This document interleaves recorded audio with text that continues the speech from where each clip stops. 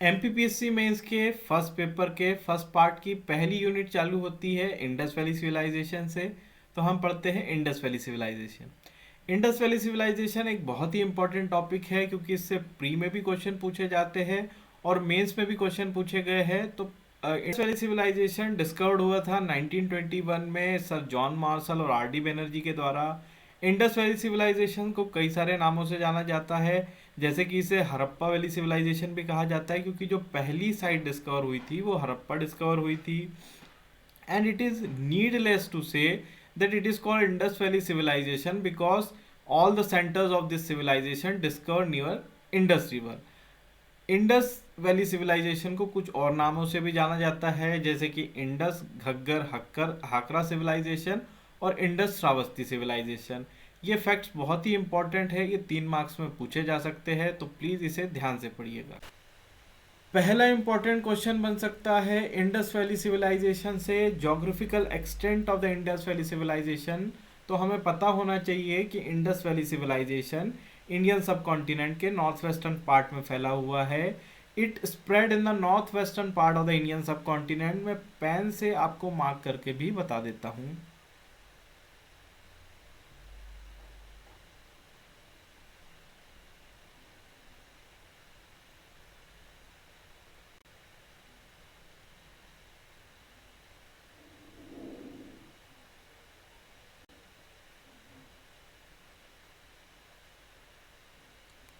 तो इतना पूरा इलाका आप जो देख पा रहे हैं ये नॉर्थ वेस्टर्न पार्ट है इंडियन सब कॉन्टिनेंट का, तो इसे बिल्कुल याद रखना है, ये बहुत ही एक इम्पॉर्टेंट फैक्ट है। साथ ही साथ जब भी जोग्राफिकल एक्सटेंट पूछा जाएगा तो इसमें हमें जो हड़प्पा की मेजर साइट्स थी जैसे मोहनजोदड़ो, हड़प्पा, लोथल, कालीबंगन, सूत कांगडोर, इन सारी सिटीज़ के बारे में तो लिखना ही है, लेकिन हो सकता है कि हड़प्पा के जो फीचर्स है वो हमें 5 मार्क्स में पूछ लिए जाए, तो इसलिए हमें 5 पॉइंट्स हड़प्पा के बारे में भी याद होने चाहिए। जिसमें से पहला पॉइंट है that it was discovered in 1921 by Dayaram Sahni ji. इसे 1921 में दयाराम साहनी जी ने डिस्कवर किया था। अब हम देखेंगे हड़प्पा की location. It is located in the Montgomery district of Pakistan on the bank of river Ravi.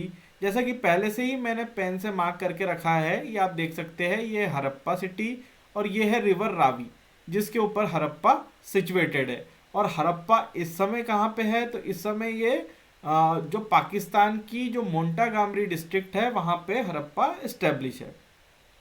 फिर हड़प्पा की जो सिटी थी यहाँ पे ग्रिड प्लानिंग फॉलो होती थी। ग्रिड प्लानिंग क्या होती है, इसे ग्रिड कोई बहुत बड़ा शब्द नहीं होता है, हमें इससे कंफ्यूज नहीं होना है, बहुत ही सिंपल चीज है, आइए समझते हैं।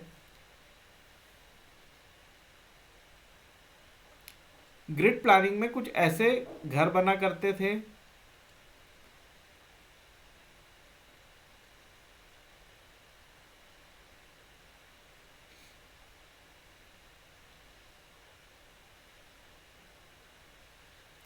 और कुछ ऐसी रोड्स हुआ करती थी। ये देख रहे हैं आप, नॉर्थ साउथ, फिर ये हो गई एक और रोड, सॉरी, ये हो गई एक रोड और ये हो गई एक रोड।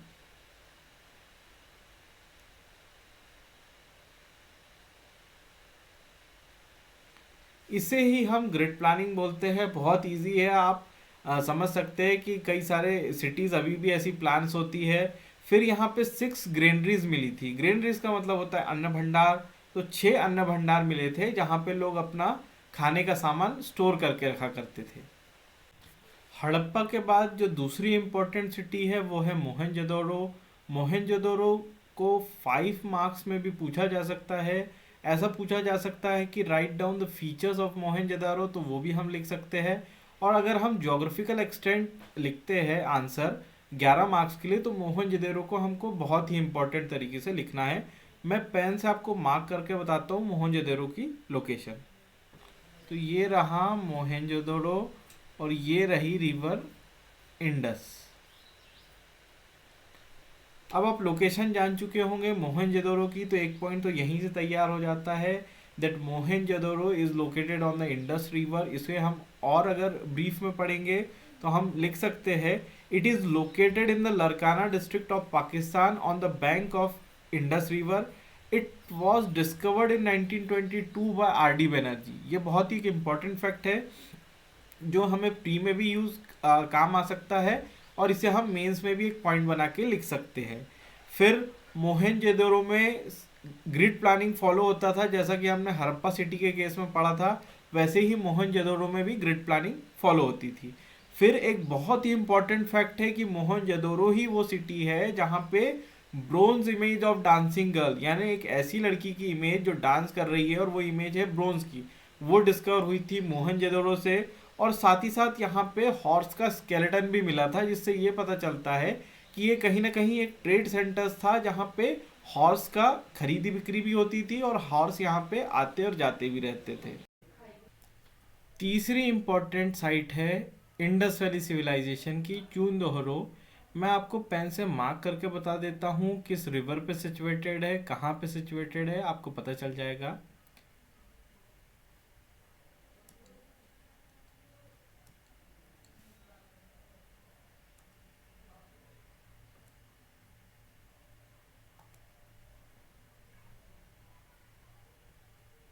तो ये रही लोकेशन चूंदोहरो और ये भी इंडस रिवर पे स्टेब्लिश है।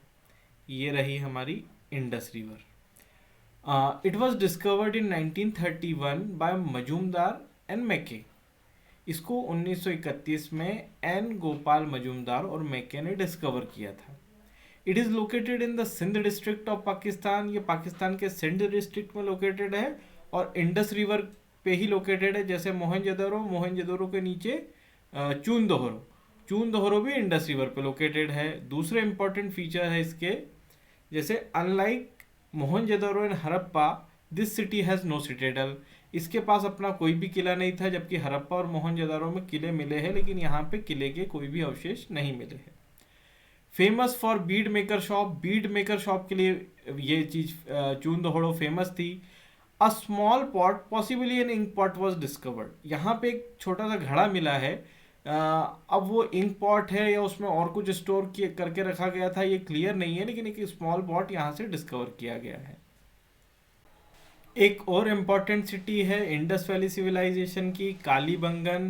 कालीबंगन जैसे नाम से ही हमें पता चल रहा है कि इसमें काली बैंगल की बात हो रही है, यानी काली चूड़ी की बात हो रही है। ये पहली साइट थी जो आज़ादी के बाद डिस्कवर की गई और खुशकिस्मती से ये साइट हमारे राजस्थान के हनुमानगढ़ डिस्ट्रिक्ट में मिली है। It was discovered in 1953 by A Ghosh. इसे डिस्कवर किया गया था 1953 में ए घोष के द्वारा और ये हमारे यहाँ राजस्थान के हनुमानगढ़ डिस्ट्रिक्ट में है। मैं आपको पेन से मार्क करके बताता हूँ। ये रहा कालीबंगन और ये रही घग्गर रिवर। तो आप समझ चुके होंगे कि कहाँ पे कालीबंगन और कहाँ पे घग्गर रिवर है। Evidence of fraud field has found. यहाँ पे एविडेंस मिल चुके हैं फरोट फील्ड के, यानी जिसमें खेती होती है ऐसी फील्ड के यहाँ पे साक्ष्य मिल चुके हैं, जिससे हमें पता लगता है कि अभी के जैसा मरुस्थली वाला इलाका नहीं था। यहाँ पे अच्छी खेती होती थी और यहाँ की रिवर भी अच्छी फ्लो होती थी। फिर यहाँ पे 7 fire altars and camel bones मिले हैं। ये एक इम्पॉर्टेंट पॉइंट है कि यहाँ पे 7 फायर अल्टर्स और केमल की बोन्स मिली है। और इसका एक और इम्पॉर्टेंट फीचर ये है कि यहाँ पे कई सारे ऐसे हाउसेस मिले हैं जिनकी अपने वेल थी, यानी ऐसे हाउसेस जिनके अपने कुएं हुआ करते थे। एक और इम्पॉर्टेंट सिटी है इंडस वैली सिविलाइजेशन की। आप लोग सोच रहे होंगे कि कितनी सारी सिटीज़ है। हाँ, ये एक बहुत ही डेवलप्ड और एक्सटेंसिव सिविलाइजेशन था और हमें इस पे गर्व भी होना चाहिए। तो एक और इम्पॉर्टेंट सिटी थी जिसका नाम था लोथल। लोथल की मैं आपको पोजीशन बताऊंगा और आप समझ जाएंगे कि लोथल कहाँ पे है और इसकी क्या इम्पोर्टेंस है। तो लोथल सिटी को मैं पेन से मार्क करता हूँ। ये रहा जी लोथल और ये सिचुएटेड है भोगवा रिवर पर। It was discovered by A.R. Rao in 1953। अब आप मैप में लोकेशन देख के अंदाज़ा लगा सकते हैं ये गुजरात के आसपास है, तो आप बिल्कुल ठीक समझ रहे हैं, ये गुजरात स्टेट में ही है। इसके कुछ और इम्पोर्टेंट फीचर है, जैसे कि यहाँ पे रिमेन्स ऑफ राइस हस्क यानी चावल के भूसे के साक्ष्य या अवशेष मिले हैं। साथ ही साथ जब ये गल्फ ऑफ कैम्बे के इतने पास है, आप नीचे देखेंगे तो ये समझ लीजिए कि गल्फ ऑफ कैम्बे लग जाता है। तो जब ये गल्फ ऑफ कैम्बे के इतने पास है तो हमें पता लगता है कि इसके कुछ ना कुछ वाटरवेज ट्रेड भी इसके द्वारा होता था। इसीलिए यहाँ पे एक टेराकोटा की शिप मिली है। टेराकोटा कुछ भी नहीं होता है, ये लाल मिट्टी होती है जिसे आग में पकाया जाता है, और एक टेराकोटा से बनी शिप के साक्ष्य भी यहाँ पे मिले हैं। एक और बहुत इंपॉर्टेंट पॉइंट है कि first man made port and the dock is also found in Lothal. बहुत ही इंपॉर्टेंट पॉइंट है कि पहला मानव द्वारा निर्मित बंदरगाह भी लोथल में ही मिला था।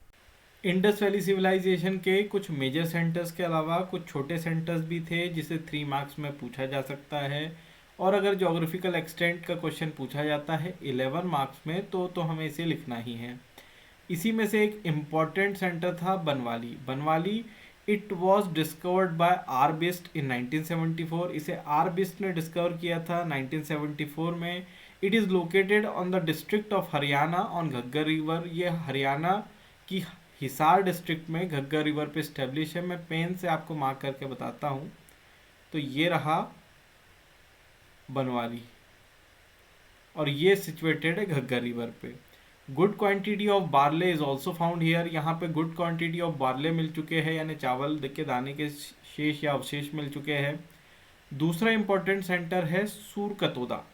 सूरकतोदा is located in this part.